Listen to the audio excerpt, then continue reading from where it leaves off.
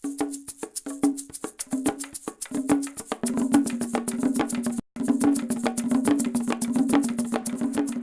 nosotros somos Códigos Libres. Les queremos invitar a que vean y bueno, también a construir conocimiento junto con nosotras a través de una ruta pedagógica que se llama Decolonialidad del Poder.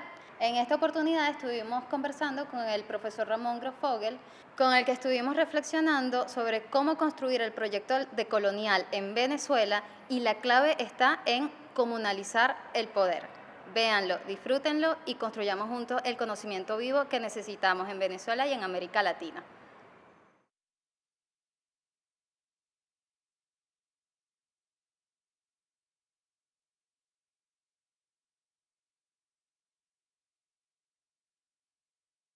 Bueno, ahí habría que hacer un trabajo, por un lado, de formación para identificar bien en qué consisten las prácticas coloniales de la modernidad, cómo la modernidad es un proyecto civilizatorio, cómo nuestra subjetividad, las relaciones de poder del mundo hoy están constituidos por ese proyecto civilizatorio,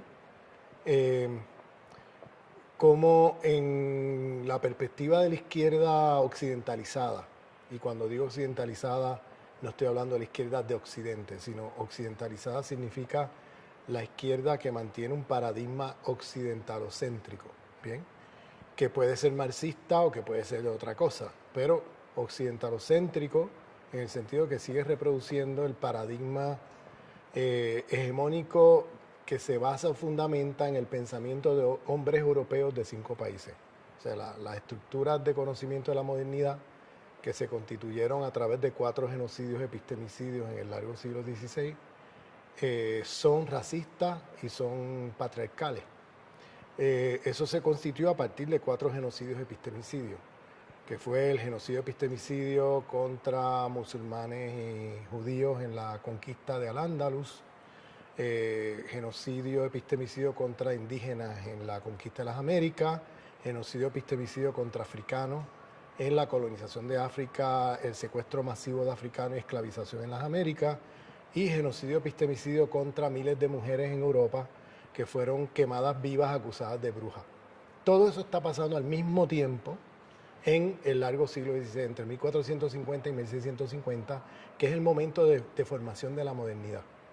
Entonces, esos genocidios epistemicidios son constitutivos a la epistemología moderna, las estructuras de conocimiento del mundo moderno, que privilegian fundamentalmente hombres occidentales de 5 países.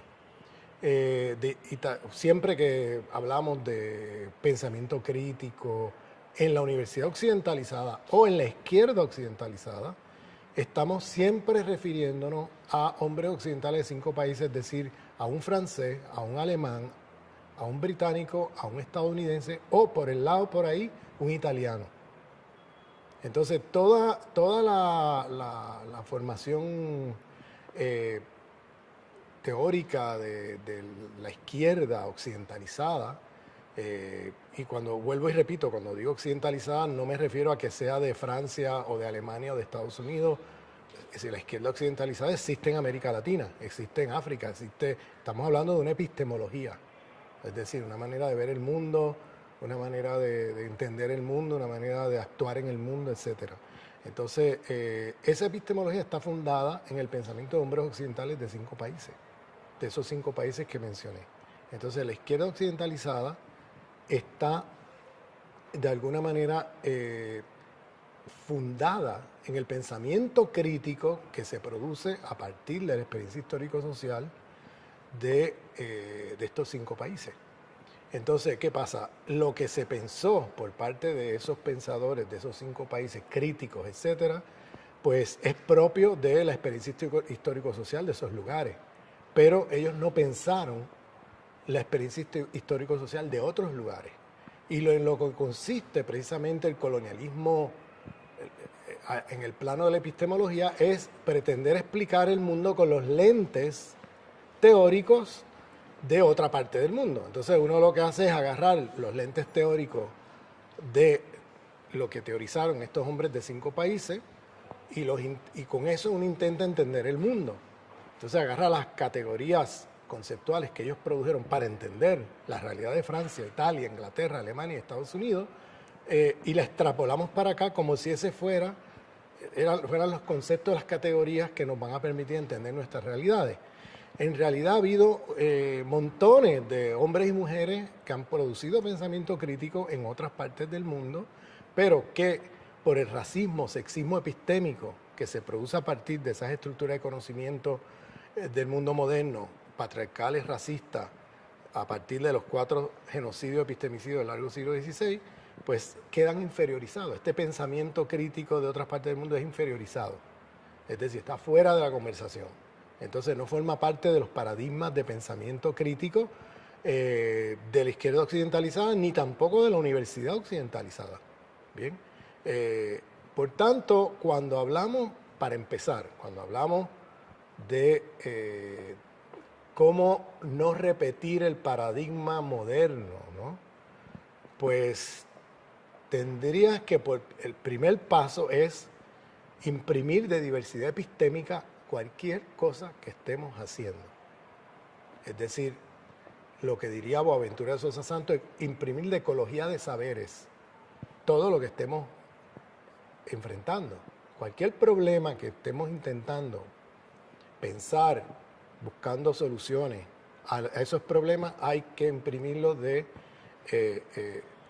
ecología de saberes, diversidad epistémica, y ver cómo estos problemas han sido pensados por gente en nuestros países, en nuestra región del mundo, y en otras regiones quizás del sur global que también han enfrentado problemas similares, en lugar de estar importando teorías que no corresponden a las realidades histórico-sociales que se han vivido en América Latina, África o Asia. No, con eso no quiero decir que no haya nada útil en el pensamiento crítico de estos hombres occidentales de los 5 países. Pero lo que sea útil siempre se tiene que pensar a partir de nuestra realidad histórico-social, no a partir de importar mecánicamente teorías y conceptualizaciones que han sido producidos para otras realidades y que no necesariamente corresponden a la nuestra. Entonces hay que hacer un trabajo de filtración o de descolonizar estos autores de su propio sesgo eurocéntrico, para entonces ver qué nos es útil y qué no nos es útil. Pero ahora mismo, como funcionamos, es que agarramos a Marx, a Gramsci, a cualquier pensador crítico occidental, hombre de estos 5 países, y los extrapolamos de manera directa, mecánica y sin mediaciones a otras realidades, a nuestra realidad, y tratamos de entender el mundo desde ahí. Sin embargo, aquí en América Latina hay todo un pensamiento crítico que se ha producido que en general subestimamos, menospreciamos, etcétera. Aquí en Venezuela ha habido esfuerzos con el Premio Libertador, con El Perro y la Rana, etcétera, de tratar de producir o publicar alguno de este pensamiento crítico. Pero sin embargo, lamentablemente, a pesar de esos esfuerzos, todavía ciertos sectores de la izquierda, me refiero a ciertos sectores dentro del propio chavismo, siguen pensando con los lentes teóricos, las gafas del eurocentrismo. Y no se han puesto a estudiar y a mirar con detenimiento este pensamiento crítico propio de nuestra realidad, de nuestra región, etcétera.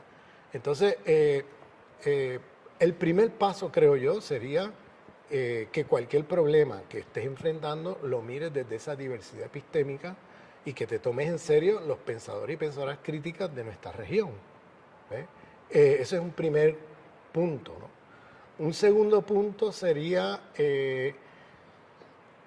habría que también descolonizar los paradigmas de la economía política. En otras palabras, gran parte del problema tiene que ver con que los paradigmas de la economía política que seguimos manejando son los paradigmas igualmente producidos por esos hombres de izquierda de los 5 países. Desde una mirada europea, ellos lo que ven es a Europa expandiéndose. Y desde esa mirada, lo que aparece como lo fundamental a partir de la expansión colonial europea del siglo XVI, 1492, cuando comienza la expansión colonial europea y se crea el mercado mundial capitalista, ellos lo que ven o lo que alcanzan a ver es un sistema económico que se crea, se produce y luego se va expandiendo por el mundo, ¿no? Entonces, la prioridad, por tanto, se centra en desde ese punto de vista eurocéntrico, se centra en que el problema es un problema económico y que la solución pasa por resolver el problema de clase, de la explotación de clase, el problema económico, y ya resolviendo eso, entonces se resuelve lo otro. En otras palabras, se resuelve el sexismo, se resuelve el racismo, se resuelve el eurocentrismo, se resuelve todo lo demás, porque todo lo demás es pensado como superestructura, como un derivado, como un epifenómeno de estas relaciones económicas. Ese es el paradigma que guió el socialismo del siglo XX. Y pensaban que solucionando eso, solucionaban. Solucionando lo económico, solucionan lo demás. Bueno, no solamente no solucionaron lo demás, sino que tampoco solucionaron lo que se propusieron solucionar, que era el problema económico. ¿Y por qué no lo solucionaron? Porque no estamos hablando, porque pusieron la causalidad en el sitio equivocado. A lo que quiero decir es que no estamos viviendo un sistema económico. Eso es una falacia eurocéntrica. Estamos viviendo en una civilización que tiene un sistema económico. Eso es otra cosa.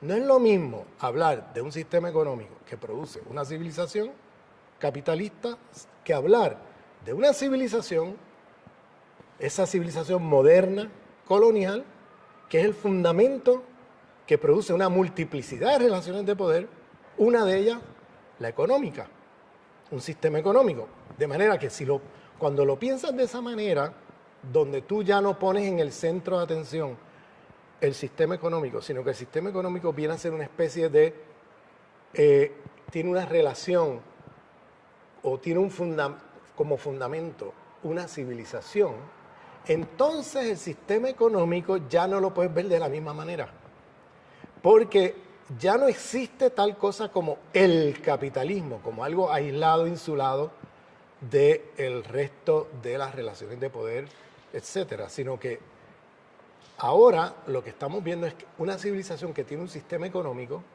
cuyo funcionamiento está ya organizado desde adentro por lógicas civilizatorias.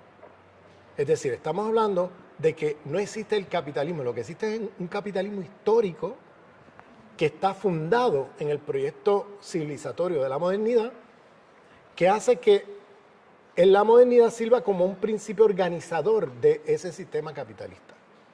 Es decir, el capitalismo ya es un sistema atravesado por lógicas civilizatorias.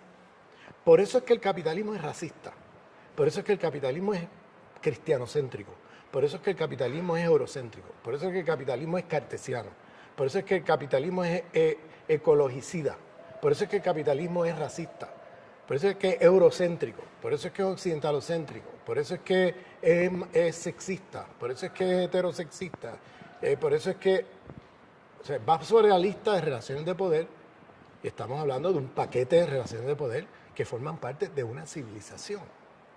Esa civilización comenzó a expandirse en el siglo XVI, 1492, durante todo el siglo XVI y hasta el día de hoy, y fueron destruyendo todas las otras civilizaciones existentes. Y hoy día estamos en una civilización planetaria, que es esta civilización occidental. Y es una civilización de muerte, porque es una civilización que ha producido, que destruye la vida humana y la vida no humana. Es decir, si, para ponerte un ejemplo que discutimos ayer en el seminario, en el foro de ayer, de marxismo del sur global, una cosa que parecería trivial y parecería una cosa tan como filosófica abstracta, como por ejemplo el dualismo cartesiano. Esa idea de mirar cosmogónicamente el planeta, porque tenemos cosmovisiones, a pesar de que nos declaremos más allá de cualquier cosmovisión, todos estamos insertados en cosmovisiones y todos pensamos desde cosmovisiones. Y la cosmovisión occidental es dualista cartesiana. Es decir, asume esto que Occidente llama naturaleza, hombre. Bueno, eso ya es bastante, como lenguaje, bastante sexista, ¿no? Porque la mujer aparece en el lado de la naturaleza. Pero para usar un lenguaje menos sexista, el dualismo humano-naturaleza. ¿Bien? Ese dualismo, que es cartesiano, que parecería una cosa de un filósofo del siglo XVI, una cosa filosófica abstracta. Mira las consecuencias que esto tiene a nivel planetario. En el momento en que no existe tecnología neutral, todas las tecnologías están organizadas por principios cosmogónicos. No existe tecnología que tú digas, esto es neutral. No, todas las tienen principios cosmogónicos insertados allí. Entonces, fíjate cómo esta idea cartesiana del dualismo humano-naturaleza pone la naturaleza, clasifica allí todas las formas de vida que son consideradas objetos o que son consideradas inferiores, formas de vida inferiores a la vida humana. Y la idea es que la vida humana está dualistamente exterior a la naturaleza. De manera que la naturaleza es un medio para otro fin. En otras palabras, tú puedes destruir esas otras formas de vida como medio para otro fin, y la presuposición es que lo humano no se destruye porque tú eres exterior. Tú estás en una exterioridad de la naturaleza, ¿no? ¿Qué pasa? En la realidad sabemos que no estamos exterior a la naturaleza. Y lo que ocurre es que entonces las tecnologías que hemos producido en los últimos 400 años son tecnologías que tienen como racionalidad el dualismo cartesiano. Entonces, todas las tecnologías que producimos en el sistema capitalista está ya atravesado por una lógica civilizatoria occidentalocéntrica, dualista, cartesiana. Entonces, cualquier tecnología que tú produces con el dualismo cartesiano tiene allí la racionalidad de la destrucción de la vida, porque no está pensado allí reproducir la vida. Si tú piensas que la naturaleza es formas de vida inferiores y medios para fines, y por tanto lo puedes destruir y no pasa nada, pues ya tienes ahí el principio de la destrucción de la vida. Fíjate cómo una cosa tan estúpida y sencilla como esta, que parecería ser una discusión ahí de filosofía 101, ¿no? Mira las implicaciones planetarias que tiene en términos de vida o muerte para el planeta. Por eso es que el giro decolonial no es una opción, es una necesidad de vida o muerte para el planeta. Si nosotros no descolonizamos la manera como pensamos cosmogónicamente la relación entre los humanos y otras formas de vida en el planeta, mira, desaparecemos, la especie humana va a desaparecer y no sabemos cuántas otras se vayan con la humana, porque estamos destruyendo muchas otras formas de vida. Entonces, si tú usaras un principio cosmogónico diferente, por ejemplo, vamos a tomar la noción de Pachamama, o la noción de Tawhid en el Islam, o la noción de Ubuntu, que son nociones holísticas, que son nociones de diversidad entre la unicidad, que no son dualistas, son antidualistas. Ahí no se usa la palabra naturaleza, porque no se entiende que haya algo exterior allá, o objetos inertes o vidas inferiores, sino que todos coexistimos diversas formas de vida dentro de una unicidad, que en este caso es el cosmos. Entonces, esas otras formas de vida no son medios para fines exteriores al humano, son fines en sí mismos y la condición de posibilidad de la vida, humana y no humana. De manera que si tú destruyes eso, te destruyes a ti mismo. Entonces, imagínate que empecemos a producir tecnología con una cosmovisión como esa, que nos permita entonces tener una racionalidad en la propia producción tecnológica que tiene allí la reproducción de la vida, tiene la racionalidad de la reproducción de la vida. Si tú usas un principio cosmogónico distinto. ¿Bien? Entonces, fíjate cómo algo tan trivial como esto, las consecuencias planetarias que tiene de vida o muerte en el planeta.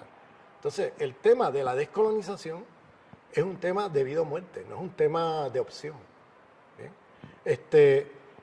Entonces, de la misma manera, el capitalismo opera con lógicas raciales, ¿no? ¿Quién hace qué y cuánto se gana por lo que hace? Está organizado en la División Internacional del Trabajo a partir de jerarquías raciales.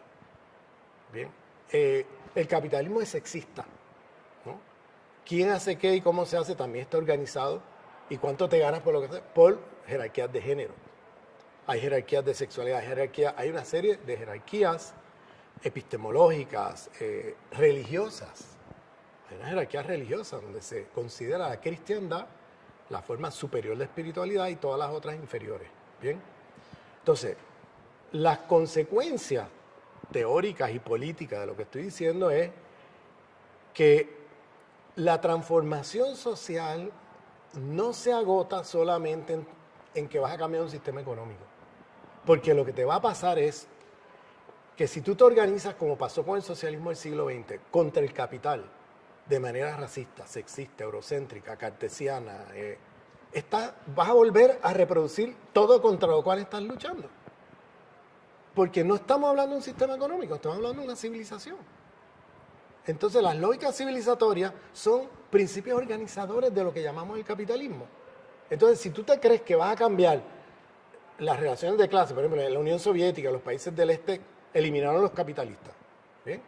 Pero se organizaron contra el capital de manera racista, eurocéntrica, patriarcal, cristianocéntrica. Y cuando abriste los ojos, no solamente no resolviste nada de lo que te propusiste resolver, que llamaba superestructura, sino que ni siquiera resolviste el problema económico, porque la lucha contra el capital, si te organizas de esa manera, trayendo todas las lógicas civilizatorias de dominación de la modernidad, terminas reproduciendo todo otra vez y terminas en un capitalismo de Estado, que fue lo que pasó en el socialismo del siglo XX.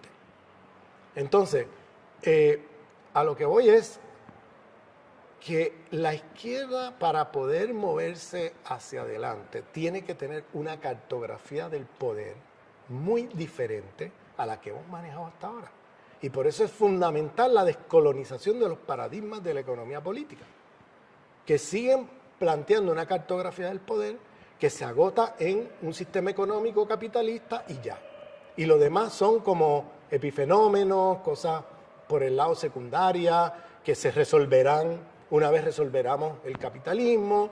Y no, eso ya lo vimos, ese experimento y ese paradigma en acción lo vimos en el socialismo del siglo XX. Y si aquí usamos socialismo del siglo XXI como lema o como eslogan, sin hacer una evaluación crítica del 20 y sin descolonizar ese socialismo eurocéntrico del 20, vamos a volver a reproducir nuevamente, en el nombre del socialismo del 21, todos los problemas del 20, del socialismo del 20. Y no vamos muy lejos. Entonces, la discusión y el debate decolonial es no solamente vida o muerte, sino la única manera como te puedes plantear un más allá del socialismo del siglo XX que terminó donde terminó, con los obreros levantándose contra el llamado Estado obrero. ¿Ah? Entonces, y con capitalismos de Estado y burocracias capitalistas de Estado oprimiendo a sus pueblos y a sus poblaciones, y la gente luego levantándose contra eso.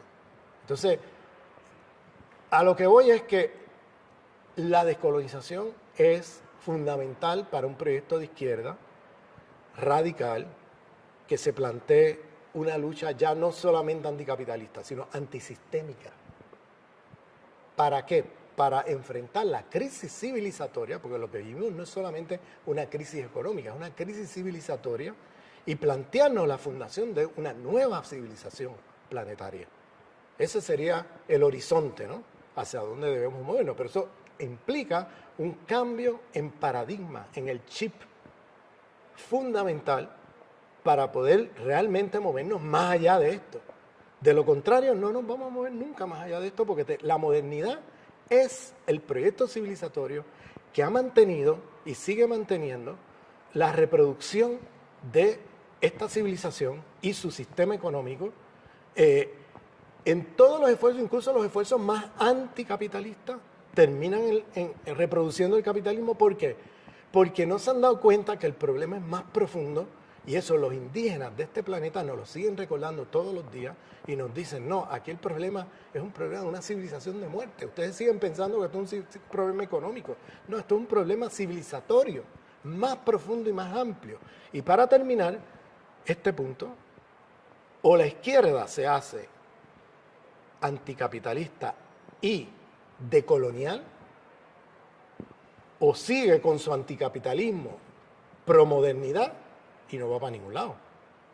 Tienes que descolonizar la modernidad para poder tener un proyecto radical anticapitalista. De lo contrario, vuelve y reproduce la rueda de la historia.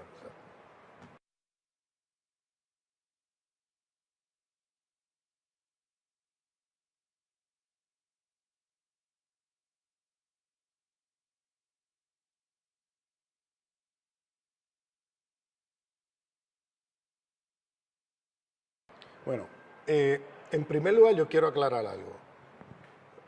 Ese es el horizonte. El horizonte es que tenemos que ser, de alguna manera, viruses de interseccionalidad. En el sentido de que en cualquier lucha que nos metamos, velar porque no se meta por la puerta trasera lógicas civilizatorias de dominación.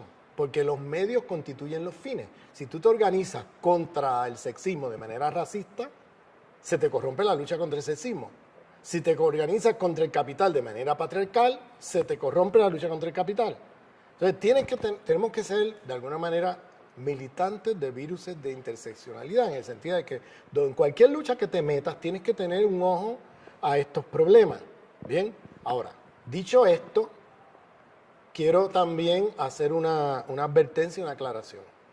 Hay una apropiación ahora de lo decolonial de manera muy perversa, bien, donde hay alguna gente que agarra estas ideas y ahora te dicen, oye, este movimiento antirracista es anti todo. Vamos a ver, vamos a pasarle la lista de, bueno, tú eres anti patriarcal, tú eres anti eurocentrismo, tú eres anti, no, pues entonces yo no te apoyo.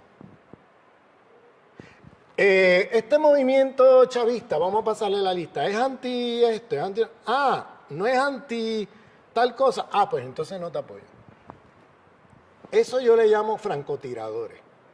Gente que se sitúa fuera de los movimientos y las luchas sociales a disparar desde afuera porque ellos son puros y están por encima de todo. Su crítica es impecable porque éticamente también no se embarran las manos con la política. Y entonces, por tanto, salen impecables de todo, porque no lo puedes acusar de nada, porque como nunca se embarran las manos con la política, tienen una crítica y anti todo, tan radical y tan tremenda, que bueno, aparecen como los santos, ¿no? Los nuevos santos.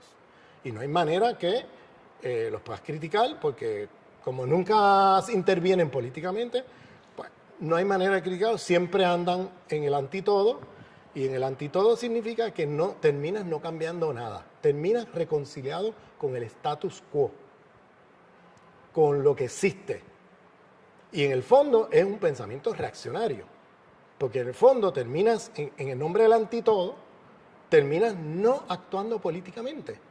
Porque como no existe ningún movimiento puro antitodo, entonces tú te mantienes de afuera disparando como un francotirador. Yo los nombres no hay que decirlo, pero ustedes ya sabrán y los podrán identificar. Y hay alguna gente a nombre de lo de colonial haciendo estas cosas.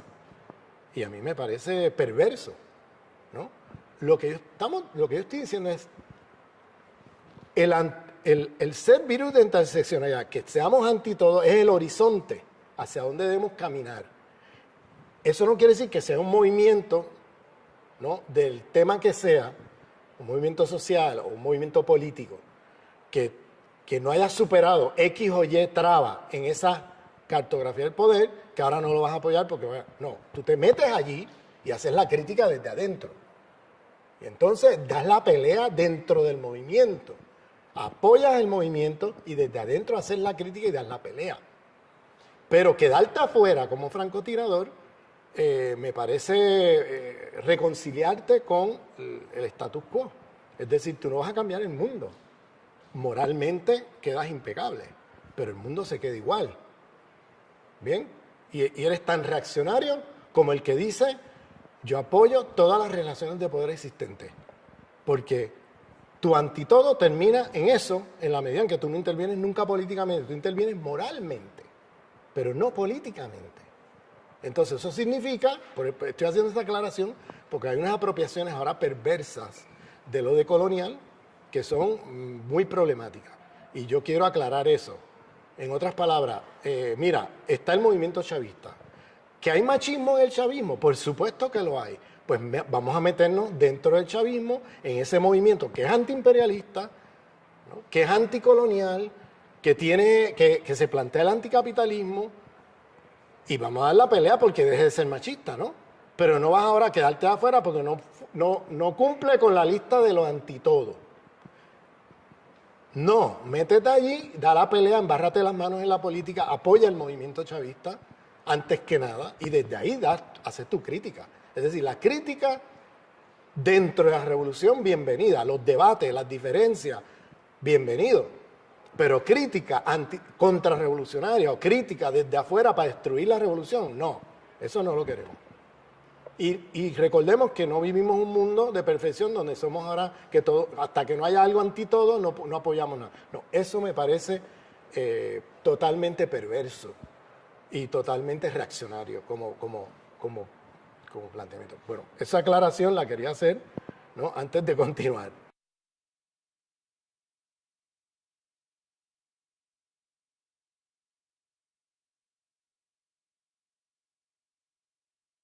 En el contexto venezolano.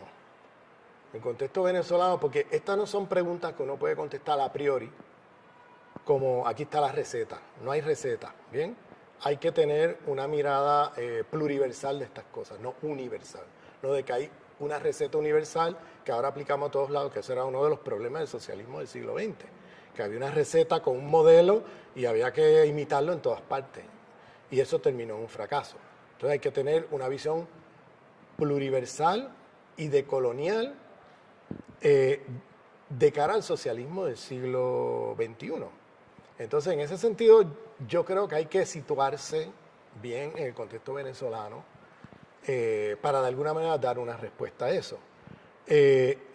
Lo que yo te puedo así adelantar algunas cosas, porque yo no soy de aquí, y eso es una pregunta que yo creo que tocaría a la gente aquí profundizarla, pero sí te puedo decir lo siguiente.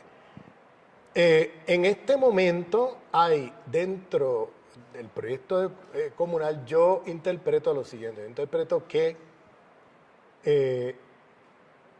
Chávez, yo siempre he dicho que iba más adelante que el chavismo, que Hugo Chávez siempre anticipaba, iba por delante, que Chávez tenía unas intuiciones políticas, incluso decoloniales, en el pensamiento de Chávez impresionante. Pero que él, vamos a ponerlo así, que la mayoría del chavismo, como dicen ustedes aquí, no le paraban bola a esas intuiciones de Chávez y a esas propuestas de Chávez. En otras palabras, no todo el chavismo, pero mucho del chavismo, el chavismo mayoritario, el chavismo más hegemónico, pues como que no le paraban bola a cosas que eran muy importantes en el pensamiento de Chávez. Entonces esas cosas se quedaban en pronunciamientos que él hacía y que nadie le daba seguimiento. ¿Bien? Ejemplo, cuando Chávez decía que no tenemos nada que enseñarle a los indígenas latinoamericanos sobre socialismo, al contrario, nosotros tenemos mucho que aprender del socialismo indoamericano. Ahí tienen un giro de colonial, ahí él está diciendo, tomemos en serio el pensamiento crítico producido por los indígenas del continente. Asumamos ese pensamiento crítico como una entrada para poder pensar formas de poder que no pasen por el Estado moderno. ¿Bien? Que son formas de poder comunales, de la comunidad, etc. Entonces, ¿qué pasa? Esa idea de Chávez, yo no veo ninguna universidad en Venezuela, ni siquiera las creadas por el propio proceso bolivariano, tomándose en serio esa oración de Chávez. ¿Bien? Ninguna. No se toma en serio la diversidad epistemológica. Se está reproduciendo otra vez los esquemas de la epistemología moderna colonial, racista, sexista, porque cuando construyes universidad reproduciendo otra vez las mismas disciplinas y los mismos cánones de hombres occidentales de 5 países, pero ahora de izquierda, pues no vas a llegar muy lejos, ¿no? Otra intuición de Chávez. Chávez, en los últimos 2 o 3 años de su vida, yo creo que Chávez se da cuenta de los límites del Estado moderno. Ese Estado moderno es una burocracia representativa, ¿bien? Que tiene su función y tiene su lugar, pero no puedes poner todos los huevos en una misma canasta. ¿Qué hace Chávez? Comienza a potenciar la idea del poder comunal y comienza a darle importancia, incluso a tener debates con los ministros sobre este tema. No sé si se acuerdan cómo ustedes le llaman aquí a ese famoso encuentro de Chávez con los ministros 2 semanas después de ser electo en octubre del 2012. ¿Cómo? El golpe de timón, que eso fue en televisión nacional a calzón quitado. ¿Bien? No sé si esa expresión se usa aquí, a calzón quitado. Y crítica y autocrítica. Y que era una de las cosas que él más enfatizaba, el poder comunal. Se da cuenta de que la única manera de empoderar a la gente y de que el proceso se radicalice y siga adelante es que las decisiones que ahora mismo toma el Estado fueran cada vez más tomadas por la comunidad, por el poder comunal, por la gente, en lugar del Estado decidir por ello. ¿Por qué? Porque él se da cuenta que esa burocracia es inefectiva en muchos sentidos. En otros tiene su función y puede ser efectiva, pero en muchas cosas, sobre todo en términos de la transformación que se requiere para transformar la sociedad, es inefectiva. Se da cuenta que hay muchas cosas pasando en el país que no le llegan y él se entera saliéndose de su camino y parando en tal barrio, hablando con la gente, y de momento él se entera y dice, ¿por qué este ministro no me informó de esto? ¿No? ¿O por qué este ministerio no está discutiendo este problema? Pues se entera saliéndose de su camino, de su silla de presidente y yéndose a la calle. ¿Ve? Y se da cuenta que eso no está funcionando. Por otro lado, directrices que él envía no llegan. Se quedan en algún lugar cortocircuitados de la burocracia. Por allí se cortocircuitan y allí quedó. Y nadie se enteró y ahí quedó. ¿Bien? Por otro lado, corrupción. Hay corrupción. Vuelvo y digo, la crítica aquí yo la hago dentro. ¿Bien? Yo no estoy haciendo crítica para destruir este proceso. Este proceso hay que seguirlo apoyando y echarlo adelante. Y digo esto porque la derecha se pega de los errores o los problemas que puedan haber en el proceso revolucionario bolivariano para tratar de destruir el proceso. Y aquí no estamos en eso. Yo quiero hacer esta aclaración una y otra vez, porque cualquier comentario crítico siempre es instrumentalizado por esta derecha, pero no podemos dejar que porque la derecha vaya a instrumentalizar, entonces acá nosotros no pensar críticamente, porque entonces sí que nos hundimos, si no tenemos capacidad crítica dentro del proceso para mirar los problemas y superarlos. ¿Ve? Y en nombre de que la derecha los va a instrumentalizar, no podemos acallar la crítica. Tenemos que seguir haciendo la crítica y seguir haciendo la lucha, ¿ves? Pero dentro del proceso, no para destruirlo, ¿ves? No como francotiradores, sino ahí embarrándose las manos en el proceso, ¿ves? Entonces, volviendo al tema, aquí se ha creado una ley de poder comunal. O sea, aquí tiene una oportunidad que no tienes en otros países. En otros países comunes, bueno, ¿de qué me estás hablando? O sea, no hay una legitimidad ni legal ni política a la idea de un poder comunal. Vete a Colombia, trata de hacer una comuna allí en un lugar de la ruralía. Allí aparecerán los paramilitares al otro día a matar a todo el mundo. O sea, estamos en un país que tiene esa oportunidad de crear un poder, porque él se da cuenta entonces de la necesidad de crear un poder comunal que de alguna manera confronte ese poder estatista, ¿no? Que es inoperante para muchas cosas de hacer avanzar el proceso revolucionario. Es operante para otras, no nos equivoquemos, pues no vamos tampoco a caer en una posición anarquizante que ahora tratemos de eliminar el Estado hoy, y como el purismo ante todo. Como el Estado tiene problemas, pues ahora somos antiestatistas y ahora nos oponemos al proceso porque son estatistas. No, eso es otra posición política que es parecida a la que acabo de criticarle, el antitodo, que termina siendo el anarquismo conservador. Bien, ahora, asumiendo el hecho de que el Estado no va a desaparecer, ni el Estado y que el Estado es necesario en este momento histórico, al mismo tiempo tienes que ir ocupando de alguna manera las posiciones de decisión del Estado y pasando la mano de la gente. Y ese proceso es el proceso del poder comunal. Así yo lo entendí de Hugo Chávez. Y Hugo Chávez lo expresó así, y Hugo Chávez lo puso, promovió esto como ley. Vuelvo y repito, estos son intuiciones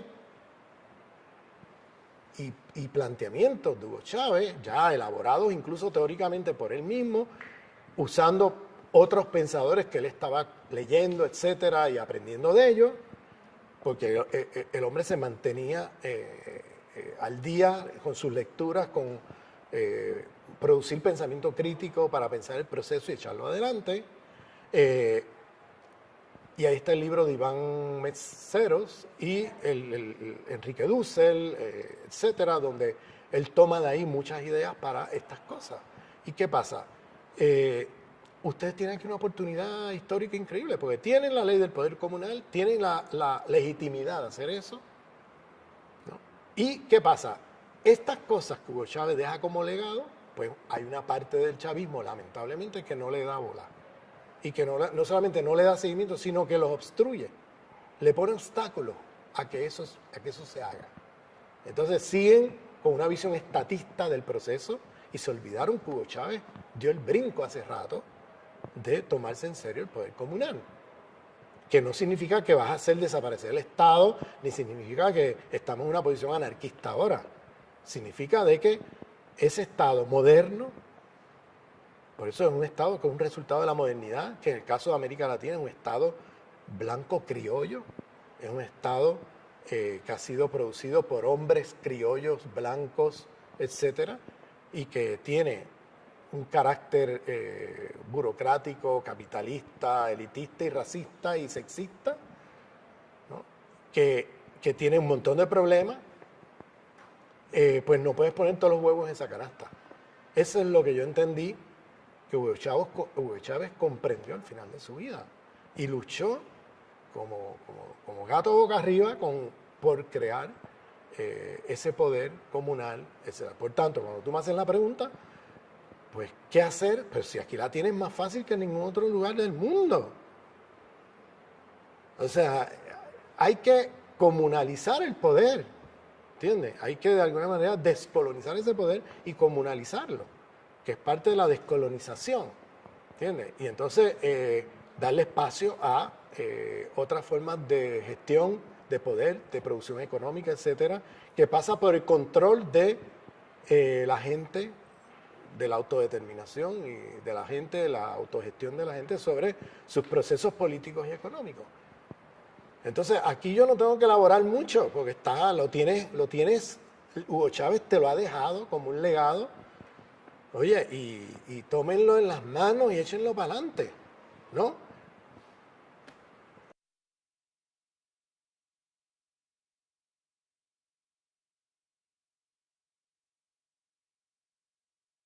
En primer lugar, yo dije que el capitalismo no es una civilización.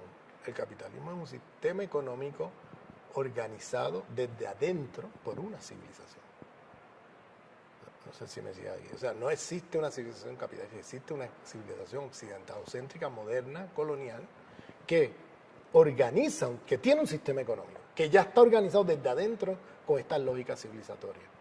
Y el ejemplo, te puse varios ejemplos, pero uno de ellos, por ejemplo, es el ecogicidio, ¿no? El ecologicidio, que está muchas veces en el paradigma marxista tradicional. Pensamos que el problema es un problema de lógica de acumulación de capital que hace que el capital destruye todo porque quiere hacer ganancia, etcétera, etcétera. Bueno, sí, pero no es suficiente, porque si hubiera otra cosmovisión, porque han habido sistemas, civilizaciones en el pasado, con problemas y con explotación y todo, pero ninguna ha destruido el planeta como esta. ¿Te fijas? Porque mantenían principios cosmogónicos diferentes. En esta, porque tenemos un principio cosmogónico dualista cartesiano, es que es tan destructiva para la vida. No es solamente que hay una lógica insaciable de acumulación de ganancias y todo eso. Es que las tecnologías que se usan están ya pensadas con lógicas de destrucción de la vida, con las razones de destrucción de vida. Entonces, lo que estoy hablando no es que hay un capitalismo que produce una civilización, estoy hablando de una civilización que tiene un sistema económico que ya está organizado desde adentro, con lógicas civilizatorias occidentalocéntricas destructoras de la vida. ¿Bien? Entonces, las prácticas económicas, de alguna manera alternativas al capitalismo, son prácticas que hay que mirar en cada localidad, en cada lugar. Por ejemplo, hay prácticas de reciprocidad que existen en las Américas, en comunidades indígenas. Son prácticas no capitalistas, ¿ve? Que están insertadas en un sistema capitalista, pero ellas en sí mismas no son necesariamente capitalistas, que operan con otras lógicas, no mercantiles, etc. Hay prácticas comunales que se están gestando aquí en Venezuela, que operan también con otras lógicas. Lo que pasa es que al estar dentro de un sistema y un mercado capitalista, es muy difícil ahora mismo, desde un Estado-nación o un Estado, o desde una región, tú pretender tener un sistema económico puramente anticapitalista o puramente no capitalista. ¿Te fijas? Tú puedes tener formas de gestión, formas de poder, formas de producción, etcétera, que no sigan lógicas capitalistas. Pero a la hora de tú producir, bueno, pues muchas veces tienes que ir a un mercado a vender lo que produjiste. Entonces te confrontas ahí con el mercado capitalista. O a la hora de tú comprar una maquinaria o algo que necesites en la producción, pues tienes que ir a algún mercado capitalista a comprarla. Entonces, las comunas no operan en un vacío. Las comunas operan dentro de un contexto de un sistema capitalista y eso le pone límite. Entonces, habría que, en la medida en que florezcan más comunas y se haga más fuerte la comunalización de los procesos de producción, pues quizás haya más posibilidades de que en lugar de haber intercambio vía mercado, haya intercambio vía reciprocidad, vía otros mecanismos, ¿ve? Entre diferentes comunas. ¿Ve? Y ahora mismo con la propia problemas, el propio bloqueo que está ocurriendo con Venezuela en el plano económico, ese bloqueo está afectando las formas de sobrevivencia. Y eso ha creado también prácticas no capitalistas de sobrevivencia. Pues la gente entonces busca maneras de sobrevivir, de conseguir comida, etcétera, vía mecanismos no capitalistas, no mercantiles necesariamente, y a través de otras redes, ¿no? De lazos sociales, etcétera. Entonces, es un tema que, en todo caso, si quieres superar los límites de ese sistema capitalista, tendrías que potenciar más la producción del poder comunal y tener más crecimiento de ese sector que permita crear un bloque económico dentro de la sociedad que permita, de alguna manera, viabilizar formas no capitalistas de relaciones sociales y de relaciones de producción. ¿Bien? Pero todavía siempre vas a tener un límite porque estamos en un capitalismo global. Entonces requeriría que ese proceso revolucionario se extendiera a otras partes del mundo. Y por eso el Che siempre tenía esa visión de que 1, 2, 3, 4 Vietnam. ¿Qué quería decir con eso? No era que el Che estaba sediento de sangre y de guerra, era que el Che quería otros países liberados en el mundo al hacerle la guerra al imperialismo para crear liberación de territorio que permita entonces esta posibilidad de crear ya no un bloque de producción no capitalista dentro de una sociedad, sino entre multiplicidad de regiones del mundo.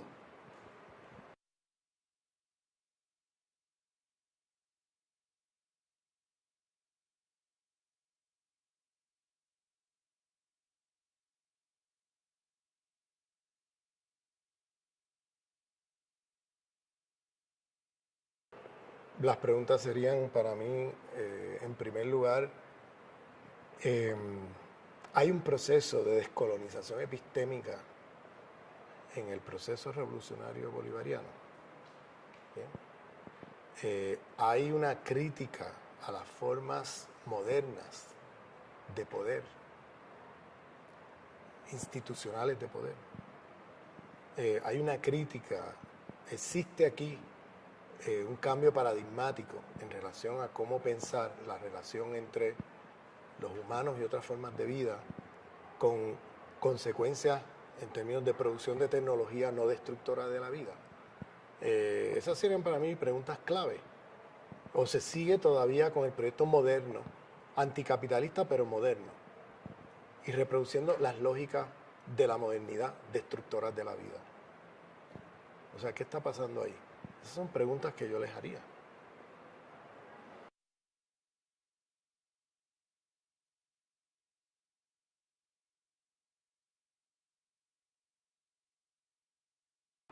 Bueno, los proyectos decoloniales tienen que ser diversos. Y cuando digo diversos, me refiero a que la historia imperial colonial de cada lugar del mundo es diferente. Las epistemologías y cosmovisiones son diferentes. Entonces no se puede pretender que el proyecto decolonial sea el mismo, o haya un lenguaje universal de lo decolonial, o haya una sola manera de pensar y producir lo decolonial. ¿Bien? Hay lugares del mundo donde la memoria ancestral quedó allí. Y por tanto puedes referirte a eso, a esas tradiciones previas que te permitan pensar críticamente el presente y construir hacia el futuro otra cosa. O sea, la mayoría de los movimientos indígenas o movimientos islámicos o movimientos que de alguna manera tratan de recuperar saberes ancestrales, no lo hacen pensando en que van a regresar al pasado. Nadie plantea eso. Eso es un postulado que ha usado el eurocentrismo todo el tiempo, de izquierda y de derecha, para desacreditar estos proyectos decoloniales que están produciéndose en el mundo hoy desde epistemologías no occidentales, entre comillas. ¿Bien? Entonces, hay una gran, en esos lugares donde la colonización no destruyó la memoria ancestral, es decir, donde quedó cierta continuidad de las cosmovisiones y epistemologías premodernas, bien, quedó algo por allí, reconstituido por supuesto con la modernidad, ya no es algo puro del pasado, sino que es algo que está ya mezclado con otras cosas, pero que hay allí todavía cosas por donde te puedas agarrar para pensar críticamente el presente y tirar hacia el futuro, ¿bien? En esos lugares hay que hacer un trabajo que es una doble crítica. Por un lado vas a criticar las estructuras de dominación, del poder, del saber, occidentales, pero por otro lado tienes que identificar dentro de tu propia tradición el occidente dentro de ti. Porque la colonización no fue que solamente se impusiera desde una exterioridad a la subjetividad de la gente, sino que la colonización donde más duro dio fue en la subjetividad y en las cosmovisiones y en la epistemología y todo eso. Entonces, trastocó lo que ya existía allí antes y lo transformó en otra cosa. Entonces, hay que hacer un doble trabajo de crítica a las relaciones de poder, del saber y del ser de Occidente, pero al mismo tiempo una crítica interna para poder identificar dentro de tu tradición los legados coloniales que ahora parecen como algo auténticamente tercermundista. ¿Me sigue lo que te estoy diciendo? O auténticamente indígena o auténticamente islámico. Tienes que mirar allá adentro qué pasó en esa historia y la genealogía de tu propia historia y ver por dónde el colonialismo se metió a trastocar la mirada de estos pueblos con respecto a sus propias tradiciones. ¿Bien? Que no es solamente que te están imponiendo de afuera un paradigma, es que incluso trastocaron el tuyo desde adentro. Y eso tiene que hacer un trabajo decolonial en las dos direcciones.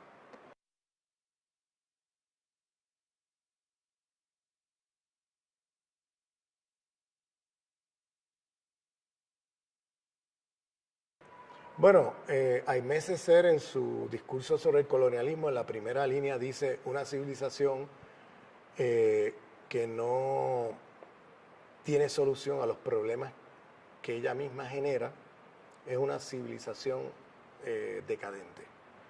Y estamos en ese momento, estamos en un momento donde hay una crisis terminal de esta civilización. Y hay una crisis en todas sus formas de dominación. Hay una crisis de lo que se llama el capitalismo, ¿no? Hay una crisis de las formas de autoridad política de este sistema que se ha privilegiado por excelencia la noción de Estado-Nación. Esa ficción de que un Estado tiene la identidad que corresponde a toda una población. Es una gran ficción que no existe en ninguna parte. Y eso ha creado más problemas que soluciones. Por eso en América Latina los movimientos indígenas han llamado y han transformado constituciones llamando al reconocimiento de sociedades plurinacionales, ¿no? Somos muchas naciones coexistiendo dentro de un Estado. No es tal cosa de un Estado, una nación, y una identidad y una población. Eso es una ficción eurocéntrica. Eso no existe ni siquiera en el ejemplo quintesencial de Estado-Nación, que es Francia, donde podríamos decir, entre comillas, donde más exitoso fue ese proceso de exterminio de la diferencia en Francia, pues ni siquiera ahí existe, porque ahí las diferencias no pudieron suprimirlas. Y mira los problemas que tienen los franceses hoy con los franceses de origen musulmán o de origen africano o de otros orígenes, que son franceses, que no son migrantes, ¿bien? Que ya son 3, 4, 5 generaciones allí, y gente nacida y criada allí, y mira los problemas que tienen. O sea, la idea del Estado-Nación es una de las ideas modernas que más problemas ha creado a nivel planetario. Y por eso los indígenas latinoamericanos han producido un pensamiento a contracorriente de eso y han propuesto formas de autoridad política diferentes a través de la idea de estados plurinacionales. Hay una crisis de los discursos racistas porque Occidente está perdiendo cada vez más terreno, cada vez más protagonismo mundial con la emergencia de nuevos polos económicos en el mundo, entre ellos la China, y claro, el blanco occidental se siente que está perdiendo privilegios y claro, tiene una crisis de identidad brutal porque quiere volver a los años de gloria cuando ellos explotaban y dominaban el mundo y vivían bien. Bueno, pues ahora están en crisis y ahora le buscan cómo de alguna manera solucionar el problema a través de echarle la culpa a los migrantes o a las minorías o a los grupos que no se identifican o que no quedan identificados propiamente como parte del mito o la ficción del Estado-Nación. Entonces tiene una islamofobia, un racismo antinegro, eso lo estás viendo, y la extrema derecha ascendiendo por todos los centros metropolitanos con estos discursos hiperracistas, ¿no? Porque es un tema para ellos de pérdida de privilegios y de cómo reconstituir nuevamente sus identidades imperiales. Y están tratando de volver a un pasado que no va a volver. Y para eso se afincan a discursos racistas y a políticas de grupos de extrema derecha que vienen instrumentalizando este descontento de las poblaciones blancas y en lugar de canalizarlas como un descontento antisistémico, pues se canaliza como un descontento antinegro, antimusulmán, ¿entiendes? Y entonces desvían la energía de descontento de la gente, como hizo en los años 30 la Alemania nazi, hacia conejillo de Indias, ¿no? O sea, y lo desvías hacia allá. Y eso está pasando ahora mismo, ¿ves? Entonces hay una crisis por ejemplo, una crisis del patriarcado cristianocéntrico hegemónico, o sea, una crisis donde ese patriarcado no funciona ya de la misma manera ni puede funcionar. Entonces hay unos grandes conflictos y contradicciones ahí con respecto a las relaciones de género, de sexualidad, todo eso. Hay una crisis, cuando mira todos los ejes de dominación de esta civilización, están todas en crisis. Hay una crisis del paradigma eurocéntrico. El paradigma eurocéntrico de derecha o de izquierda no tiene nada que decir a los problemas planetarios. No tiene nada que proponer que no sea otra pesadilla global. ¿Ves? Entonces, pues se agotó el paradigma eurocéntrico aunque seguimos siendo eurocéntricos, ese paradigma ya no produce soluciones a los problemas de la humanidad. Ese paradigma se agotó, aunque sigamos siendo eurocéntricos. Entonces, hay una crisis de la pedagogía hegemónica, cartesiana, etcétera. Hay una crisis ecológica planetaria. Hay una crisis, o sea, cuando mira, estamos hablando de crisis. Y estamos hablando de una crisis civilizatoria. Y esa crisis civilizatoria, pues no se va a solucionar desde dentro de esa civilización, pues esa civilización llegó a sus límites. Entonces, o producimos una nueva civilización que de alguna manera pase a lo que llama Duce la transmodernidad, es decir, otro mundo, un mundo donde otros mundos sean posibles, como dicen los zapatistas, que nazca desde esa diversidad epistémica del mundo, y dejemos atrás un mundo donde solamente un mundo es posible, que es el que estamos, que resulta al final imposible para todos. Entonces, por tanto, o superamos la crisis civilizatoria y nos movemos a una nueva civilización, o la civilización occidental nos va a matar a todos. Entonces, cuando digo civilización occidental, fíjate que yo estoy nombrando un sistema de poder, un sistema mundo de poder. Yo no estoy diciendo los humanos somos destructivos de la vida. Yo no dije eso, que es lo que tú oyes por ahí en el pensamiento eurocéntrico. Los humanos siempre destruimos la vida. Mentira. Aquí hubo civilizaciones en el pasado, por más de 20.000 años. La humanidad produjo no sé cuántas civilizaciones y ninguna fue destructiva de la vida como esta, porque ninguna operaba con los principios cosmogónicos de esta, del dualismo cartesiano y todas estas cosas que discutimos al principio. Por tanto, la civilización occidental lo que hace siempre es atribuirse a sí mismo las cosas que parecieran logros y externalizar a lo humano las cosas que son fracasos. Entonces, cuando hay un fracaso, los humanos. Cuando hay algo exitoso, nosotros los occidentales. No, tienes que ser consecuente. Los logros, los occidentales, pero los fracasos también. Y esto que se ha llamado progreso no es otra cosa que la destrucción de la vida a nivel planetario. Esto que le llaman progreso es destrucción de la vida. Entonces, estamos hablando de no una destrucción porque los humanos destruimos la vida, no, es una destrucción porque esta civilización occidentalocéntrica, capitalista, patriarcal, cristianocéntrica, moderna, colonial, yo prefiero usar una frase larga, precisamente para poner en juego, encima de la mesa todo lo que está en juego, que seguir diciendo capitalismo global o modo de producción capitalista, etc. Y esa frase larga la uso así, a propósito, a riesgo de sonar ridículo, para visibilizar lo que está en juego. O superamos el sistema mundo capitalista patriarcal, cristianocéntrico, occidentalocéntrico, moderno colonial, o ese sistema, esa civilización nos va a superar a todos, nos va a destruir a todos. En ese estamos hoy.